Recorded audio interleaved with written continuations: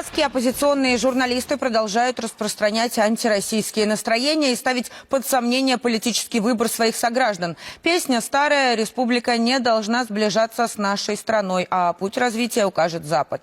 При том, что все, кто говорит об этом, находятся фактически на содержании агентства USAID, которое сейчас закрывают новые власти США. Впрочем, абхазские спецслужбы уже выяснили, и кто за этим стоит, и сколько это стоит. Об этом репортаж Ильи Ушенина.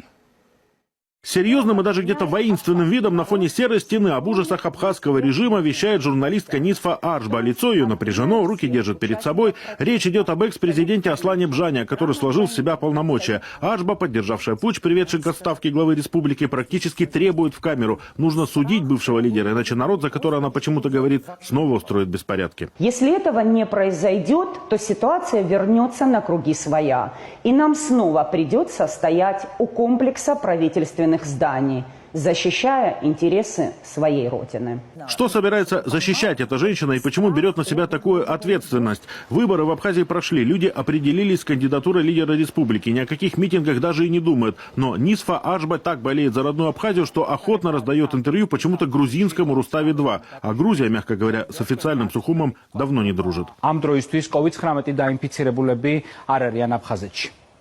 Ситуация правда сложная. Она сложная. Ситуация нам была дуртулия. А еще она участница движения Харах Пицунда. Это антироссийская молодежная организация, главная сила осенних беспорядков в Абхазии. Один из руководителей движения, Ливан Мика, был лишен российского гражданства в январе этого года из-за действия, создающих угрозу национальной безопасности нашей стране. По данным службы госбезопасности Абхазии, Харах Пицунда спонсировалась западными фондами, UNPD при ООН и скандальным и почти закрытым агентством США по международному развитию, причастным к организации, в том числе Майдана на Украине. Нисфа Аржба от USAID регулярно получает гранты, поэтому регулярно поет им дифирамбы. Например, по случаю детского праздника, устроенного в республике. Большая часть грантов шла на дестабилизацию обстановки и поддержку антироссийских настроений, убедился известный юрист и расследователь Илья Ремесло. По его мнению, появление таких людей не сулит Абхазии ничего хорошего. Им совершенно все равно, что говорить, потому что они делают то, что говорит им заказчик, они исполняют свою работу за деньги. Это инструмент для продвижения недружественной России медиаповестки. То есть это антироссийские СМИ, которые совершенно четким образом настраивают абхазов против россиян, стравливают их между собой. А это, можно сказать, коллега Нисфы Аржбы, тоже журналистка Изида Чания, представитель «Эхо Кавказа», проекта американского СМИ «Радио Свобода», признанного в России нежелательной организацией. Изида Чания завсегдата всех антиправительственных и радикальных сборищ. Удивительно, как она вообще успевает работать журналистом. Чания, говорят абхазские силовики, давно на содержании Соединенных Штатов. И, конечно, она забеспокоилась, когда ее коллегу по цеху признали иноагентом, как раз за тесные международные связи. Не журналист, редактор независимого издания «Чегемская правда» Инал Хашик был объявлен российским Минюстом иностранным агентом. Ведомство обвиняет его во взаимодействии с иностранными политическими деятелями. Но откуда такое возмущение? Хашик, как и подавляющее большинство жителей Абхазии, гражданин России. Конечно, Минюст вправе подобный статус своим гражданам присваивать при наличии оснований. А в случае журналистам таковых было предостаточно. С этой приставкой еще будет сложнее легализовывать деньги из-за рубежа, да и в целом внимание силовиков станет более пристальным. Чания не унимается, отвергает выбор, сделанный абхазами. Вернут забор, затащат Росгвардию, запретят НПО, оппозицию и независимые СМИ. Независимые СМИ уже стали мемом, поскольку их независимость держится либо на деньгах Госдепартамента США, либо финансирования агентства по международному развитию.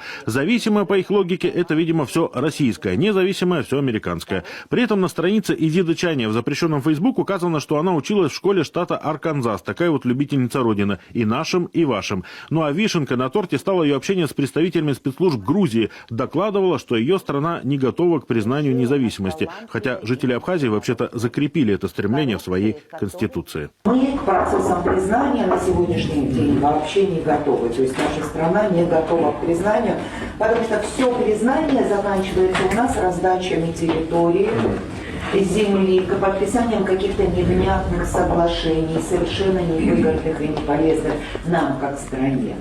Вот. Собственно говоря, когда Россия признавала нас, у меня не было никакого восторга по этому поводу. О том, насколько иногда комично отрабатывает гранты Изида Чаня, в абхазских пабликах уже ходят легенды. Недавно она попыталась обвинить действующие власти в том, что те, дескать, устроили подвоз избирателей на участке в Гаграх. Серьезнейшее нарушение. Срочно нужна реакция мирового сообщества. Но на деле оказалось, что местный бизнесмен торговал там куриными тушками прямо из кузова. За фейк, кстати, никто так и не извинился. Когда они совсем уже запредельно пахнут идиотизмом такие вбросы, это значит, что у людей закончились идеи, и на самом деле процесс, допустим, голосования идет настолько чисто, что приходится, да, прибегать к таким видосам.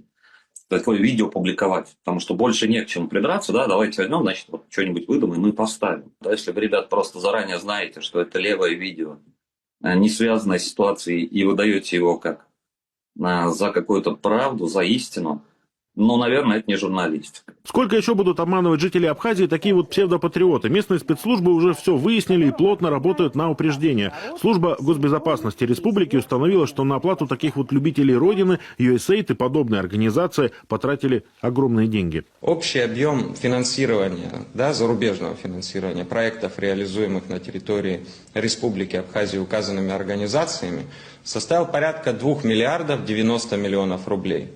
То есть вдумайтесь в эти цифры, да, это очень серьезное финансирование. Соответственно, возникает вопрос, на какие цели тратятся эти деньги, или если это своего рода инвестиция, то, собственно, во что? Инвестиции себя не оправдали. Агентство по международному развитию закрывают сами Соединенные Штаты за неэффективную работу и бессмысленные траты. Илья Ушенин, Наталья Попова и Никита Забродин, телекомпания НТВ.